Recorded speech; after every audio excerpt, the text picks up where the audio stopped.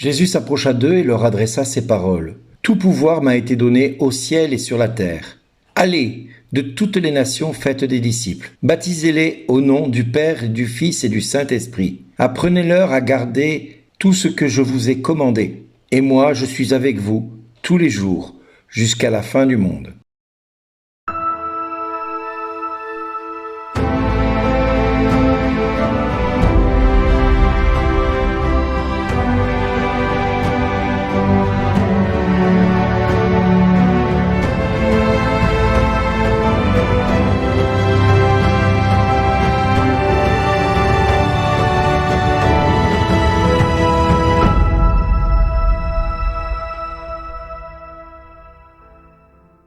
Bonjour les amis. Chers amis, aujourd'hui nous célébrons une fête magnifique et parfois cette fête elle est difficile à comprendre, c'est l'ascension du Seigneur Jésus. Les apôtres regardent Jésus s'élever vers le ciel, il reste là, figé, les yeux levés, entre émerveillement et incompréhension, et peut-être aussi un peu de tristesse. Jésus, leur maître, leur ami, celui avec qui ils ont tout partagé, les moments de joie, les moments de tristesse, les moments de froid, de chaud, ce temps qu'ils ont suivi pendant des années, où ils ont pris des repas, où ils ont dormi, disparaît à leur regard. Et pourtant, l'ascension n'est pas un événement triste. Non, loin de là. Ce n'est pas l'histoire d'un Jésus qui se termine ou qui s'éloigne du monde. C'est au contraire la révélation d'une manière pour lui d'être parmi nous, d'une présence nouvelle. Dans les Actes des Apôtres, nous entendons, tandis que les apôtres le regardaient, il s'éleva. Alors je n'ai envie de vous inviter à fermer les yeux. Maintenant, imaginez cette scène, le silence. Vous êtes avec les autres apôtres et le regard des disciples est tourné vers le ciel. Le cœur rempli encore de questions. Et honnêtement, cette scène nous ressemble parfois beaucoup. Nous aussi, il nous arrive de regarder vers le ciel avec des questions. Seigneur, où es-tu dans ce que je vis au quotidien? Pourquoi cette épreuve? Pourquoi ce silence face à ce que je vis? Pourquoi dois-je encore attendre si longtemps? Pourquoi cette attente? Parfois nous aimerions voir Dieu agir immédiatement, comme dans un claquement de doigts, clairement, puissamment, mais nous aimerions tant le voir agir. Mais souvent Dieu agit autrement, dans une présence discrète, dans la foi, dans le temps. Dieu agira toujours promptement, mais au moment opportun. Ce qui signifie que tant que le moment opportun n'est pas arrivé, eh bien Dieu ne peut agir. Les disciples auraient peut-être voulu retenir Jésus sur terre, mais Jésus leur rouvre un chemin plus grand, un chemin plus élevé, plus incroyablement beau, celui de la confiance et de la mission. Car l'ascension nous dit quelque chose d'extraordinaire. Je dis bien d'extraordinaire et non pas d'ordinaire. Jésus est auprès du Père, mais il continue d'agir dans notre monde à travers nous. C'est là que tout change. Saint Paul nous dit dans la lettre aux Éphésiens, Dieu l'a fait asseoir à sa droite dans les cieux. Cela signifie que Jésus est donc bien vivant, qu'il est bien glorifié et victorieux du mal et de la mort. Dans notre monde actuel, beaucoup vivent avec un sentiment d'impuissance. Les guerres, les violences, les tensions familiales, les difficultés économiques, les maladies physiologiques, psychologiques et psychiques, la solitude, la souffrance sous toutes les formes. Tout cela peut donner parfois l'impression que le mal est plus fort que Dieu. L'impression uniquement. Mais l'ascension nous rappelle que le Christ règne déjà. Pas comme les puissants de ce monde. Pas par la domination et la violence. Pas pour écraser. Mais par l'amour, la vérité et la miséricorde. Et cela nous donne peut-être une espérance nouvelle, bien plus grande, immense même je dirais. Aucune souffrance humaine n'est donc oubliée par Dieu. Je pense entre autres à cette mère de famille qui élève ses enfants avec courage que j'ai rencontrée dernièrement. Elle ne sait pas si elle arrive tous les fins de mois à payer tout ce qu'elle doit payer. Elle ne sait pas si elle va pouvoir arriver à nourrir ses enfants dignement. Elle peut penser que Dieu l'a oublié. Comme cet homme que j'ai rencontré le week-end dernier, qui cherche du travail depuis des mois. Mais suite à ma discussion avec lui, je lui ai dit que Dieu avait des projets d'amour pour lui et qu'il devait lui faire confiance. Ce dernier fait un acte de foi. Il accepte de suivre le Christ et de lui faire confiance. Je sais que le travail qui lui sera proposé respectera sa dignité. Aussi, cette jeune femme que j'accompagne, qui lutte contre l'anxiété, les angoisses, le découragement, mais qui continue d'avancer malgré tout, de se battre face à tout ce qu'elle traverse. à cette personne âgée qui vit dans le silence et la solitude, mais qui garde une foi profonde, malgré le fait que tous ceux qu'elle connaît, qu'elle aimait, l'ont abandonnée et oubliée. Elle continue de prier pour eux. Le monde ne voit pas toujours ces combats cachés, mais le Christ ressuscité les voit, lui. Il ne nous abandonne pas. L'évangile d'aujourd'hui est magnifique parce que Jésus ne quitte pas ses disciples sans leur donner une mission. Allez, de toutes les nations, faites des disciples. Autrement dit, ne restez pas les yeux fixés vers le ciel. Allez dans le monde, portez ma lumière. Voilà le cœur de l'ascension. Le chrétien que nous sommes n'est pas quelqu'un qui doit fuir le monde. Il est envoyé dans le monde, non pas pour vivre comme le monde, mais pour y apporter l'espérance de Dieu. Alors certes, le monde n'est pas fait pour nous et parfois il a tendance à nous exaspérer et à nous décourager. Mais si nous ne portons pas la lumière, Dieu nous demandera des comptes de ne pas l'avoir portée, de ne pas avoir fréquenté les gens du monde. Parce que si nous les fréquentons pas, jamais ils ne rencontreront Dieu. Et nous avons besoin de l'entendre aujourd'hui, nous aussi, nous dire cela. Car notre société connaît beaucoup de fatigue intérieure. Nous sommes connectés en permanence sur les réseaux sociaux, entourés d'écrans, d'informations qui ne cessent de se cumuler les unes aux autres, du bruit qui circule autour de nous. Mais beaucoup se sentent profondément seuls malgré tout.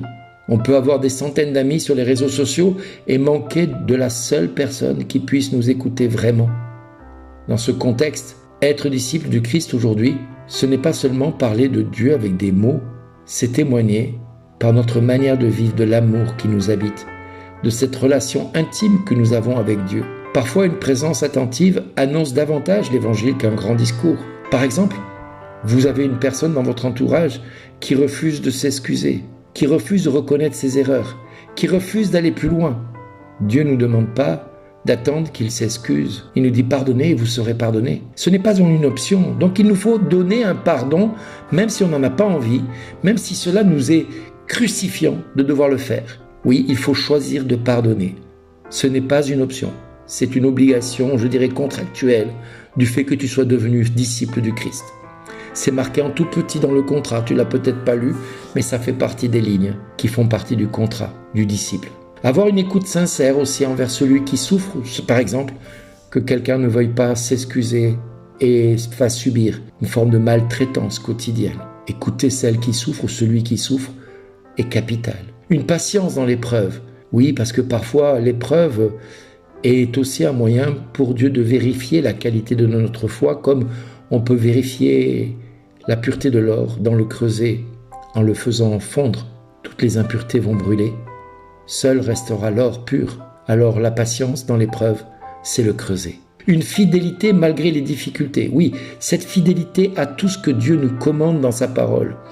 Pas dans ce qu'on a envie d'entendre, mais dans ce que Dieu nous commande.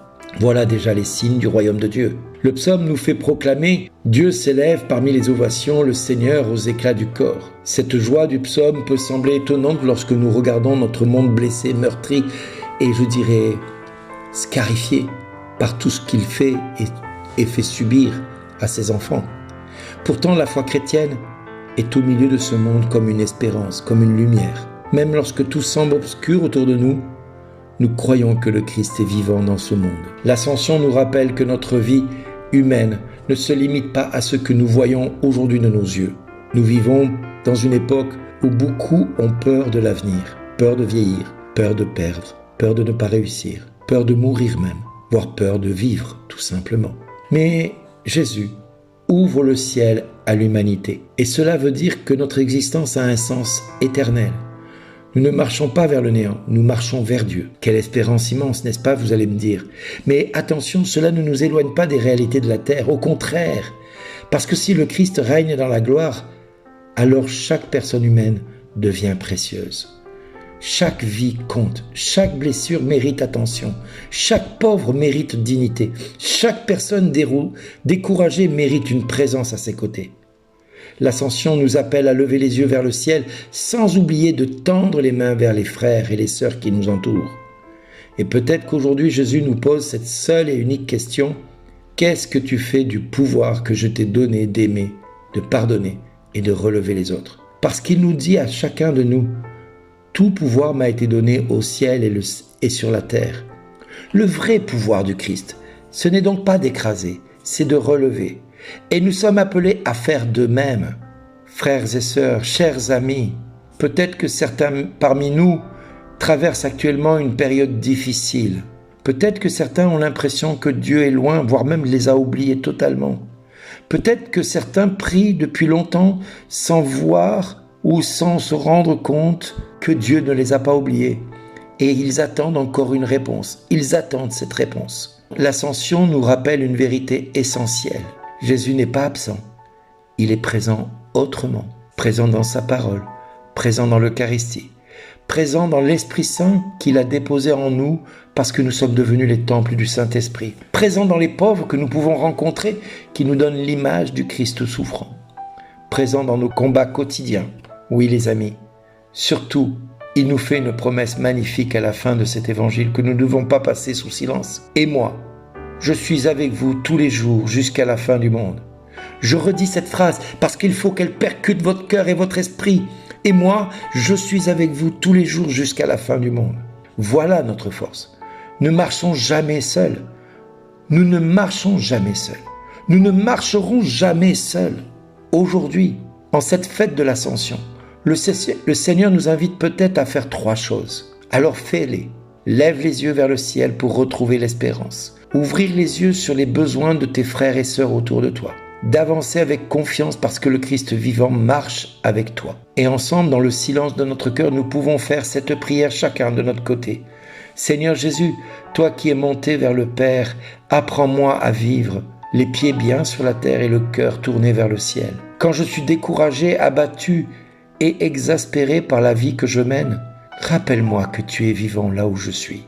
Quand j'ai peur pour mon quotidien, quand j'ai peur de ne pas y arriver, quand j'ai peur que le monde se détourne de moi et me laisse dans l'abandon, donne-moi ton esprit de confiance, le seul qui me rappellera ta présence à mes côtés. Fais de moi le témoin d'espérance que le monde a besoin d'avoir, lui aussi, et pour lequel je suis peut-être le seul ou la seule à être là où je suis, pour apporter un peu de lumière, un peu de sel dans ce monde. Alors prions pour notre pays, pour qu'à notre exemple et à notre présence dans celui-ci, chacun, chacune, puisse rencontrer le Seigneur des Seigneurs, le Roi des Rois, le Dieu des Dieux. Prions. Jésus, sauve ta France. Ô Jésus, notre Seigneur et notre Dieu, vrai Roi de France, vois la France, la fille aînée de l'Église, qui t'appartient. Tu l'avais confiée à tes plus chères Marthe, Marie-Madeleine et Lazare. Mais l'ennemi est venu et a voulu te chasser de chez toi. Et nous ne savons plus que faire, ni comment nous en débarrasser. Alors Jésus, toi le fils de Marie, toi qui as si souvent envoyé Marie visiter ta France, nous te le demandons comme avec les marchands du temple, prends ton fouet et expulse à tout jamais l'immonde franc-maçonnerie qui tente de régner et d'étouffer ce pays qui est tien. Chasse les démons et les œuvres de la Révolution française qui ont semé la terreur, le mensonge et l'iniquité. Brise nos lourdes chaînes. Nous t'en prions, Jésus. Casse le joug de tous nos oppresseurs et des tyrans qui nous gouvernent. Libère-nous à tout jamais de ceux qui veulent nous asservir pour que nous retrouvions notre vocation première de Franc, fils de Clovis, dont tu convertis le cœur des Francs, c'est-à-dire des hommes libres face à toi, Seigneur. Nous te le demandons, Père, par Jésus-Christ, ton Fils, notre Seigneur et notre Dieu, qui vit et règne avec toi dans l'unité du Saint-Esprit, maintenant et pour les siècles des siècles. Amen. Merci d'exister.